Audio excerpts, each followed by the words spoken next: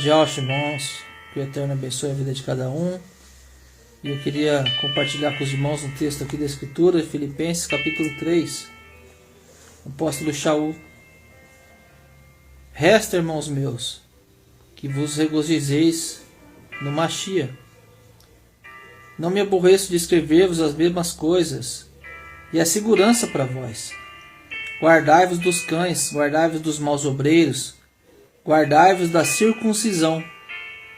Porque a circuncisão somos nós, que servimos a Yahweh no Espírito, e nos gloriamos em Yahshua Machia, e não confiamos na carne.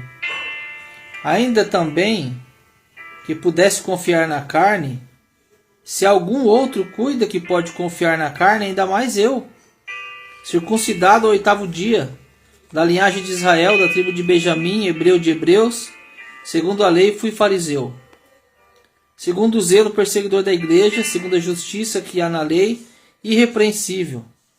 Mas o que para mim era ganho, reputei por perda por Yahshua.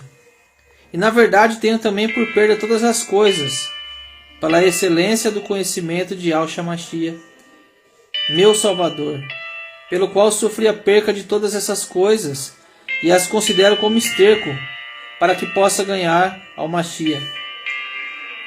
E seja achado nele, não tendo a minha justiça, que vem da lei, mas a que vem pela fé no Machia, a saber, a justiça que vem de Yahweh pela fé. Pura conhecê-lo e a virtude da sua ressurreição, e a comunhão das suas aflições, sendo feito conforme a sua morte, para ver se de alguma forma eu possa chegar à ressurreição dos mortos.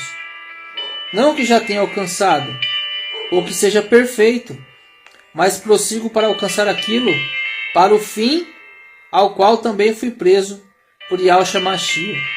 Irmãos, quanto a mim, não julgo que eu haja alcançado, mas uma coisa eu faço, é que esquecendo-me das coisas que atrás ficam, e avançando para as que estão diante de mim, prossigo para o alvo, pelo prêmio da soberana vocação de Yahweh em Yahshua Machia.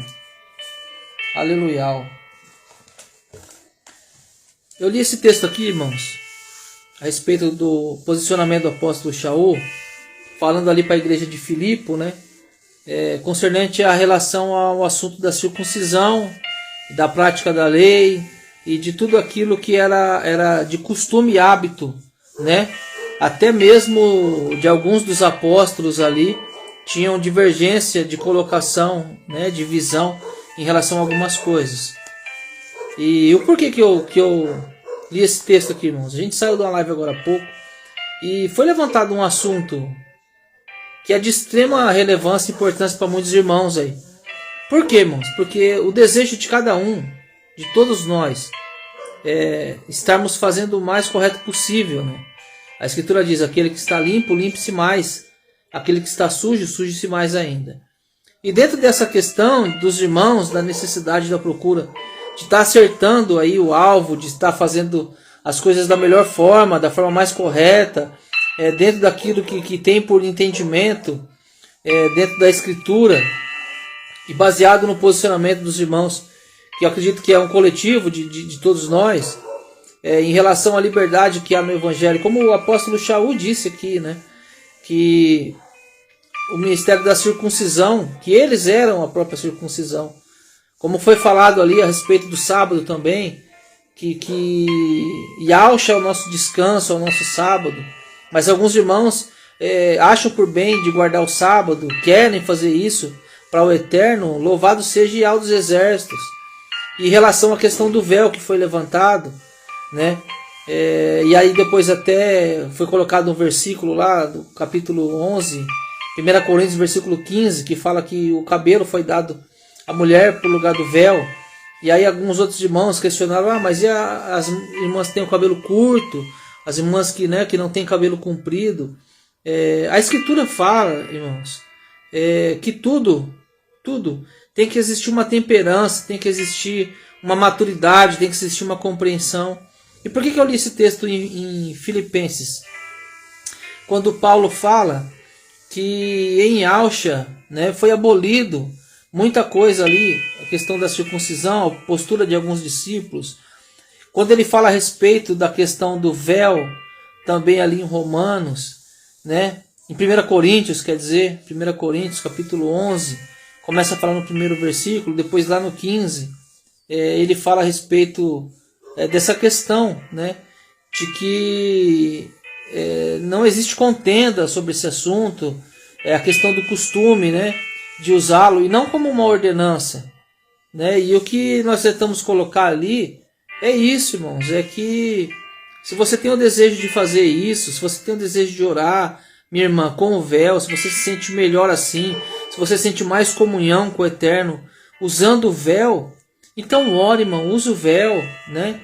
Faça isso para a glória de Al, em nome de Alcha.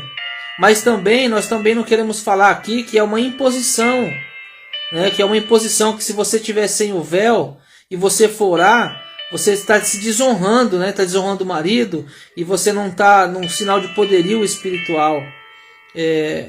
Teve um comentário de um amado irmão nosso que mandou para um amigo e um irmão também, que ele me reenviou esse áudio. Ele disse uma coisa muito séria e é verdade. Quando Filadélfia começar a bater em cima de usos e costumes e dessa questão, dessas interpretações doutrinárias aí, além daquilo que ela foi chamada para fazer, que é pregar o amor e viver o amor, a tolerância, a compreensão, ela volta a ser Laodiceia. Ela volta a ser Laodiceia, né? E o interessante é que assim, irmãos, a gente tem que tomar cuidado para quê? Para não começar a olhar para trás, né? Não começar a olhar para trás. Ló ali, quando ele foi convidado a sair ali de Sodoma e Gomorra junto com a sua esposa e sua família, a Escritura diz que eles estavam a caminho, né, do livramento ali. Só que a mulher de Ló olhou para trás, e quando ela olhou para trás, ela se perdeu e ela ficou ali. A Escritura diz que o povo, quando estava no Egito, cativo, depois ele foi liberto, o Eterno livrou com mão forte ali, através de Macha, Moisés, né, e seguiu ali pela peregrinação do deserto. E chegou algum momento que as pessoas estavam com fome e começaram a sentir saudade do Egito.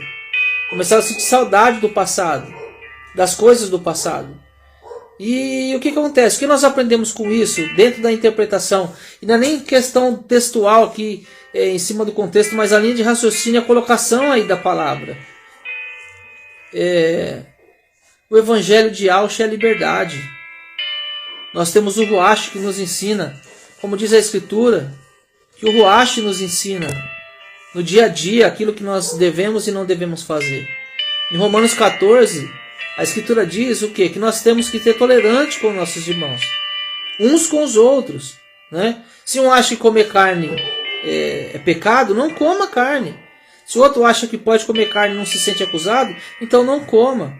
Mas o que seria bom, que seria interessante, que seria muito importante, que houvesse no coração dos irmãos, principalmente das irmãs, né?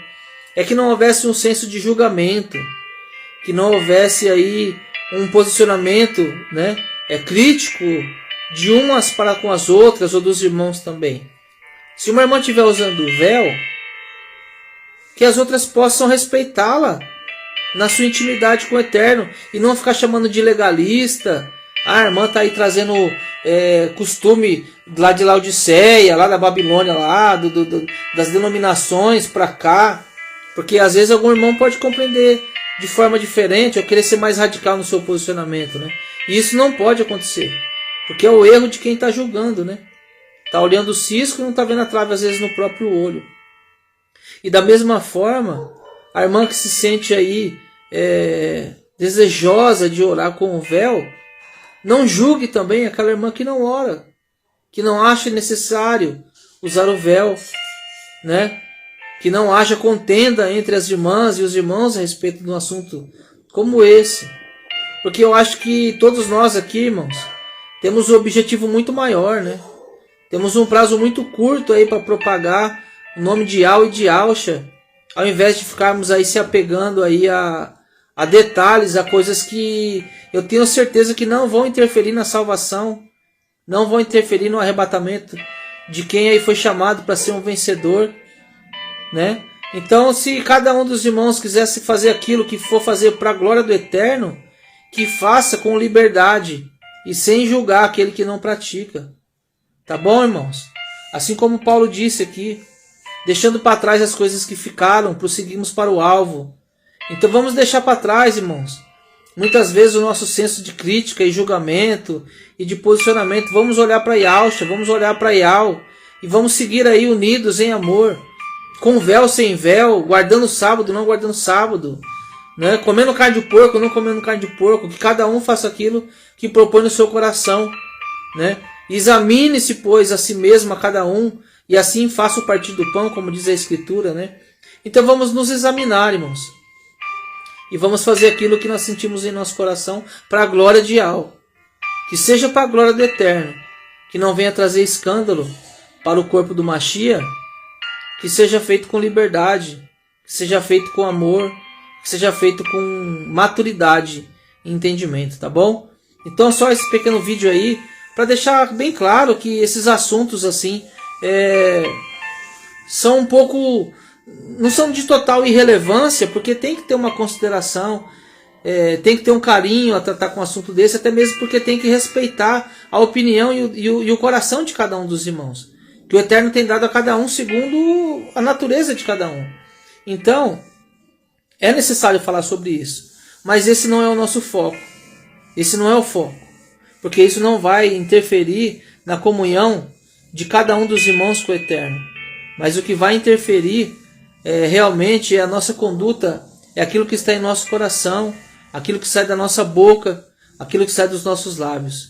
Então, meus irmãos, vamos nos amar mais, vamos respeitar aí aquilo que o Eterno tem colocado no coração de cada um, vamos permanecer firmes, saudáveis na fé, porque esse é o nosso foco, esse é o nosso objetivo, e vamos continuar pregando aí, propagando os nomes de Yahweh, de Yahshua, mesmo sendo apedrejado, mesmo sendo jogado de lado, de canto.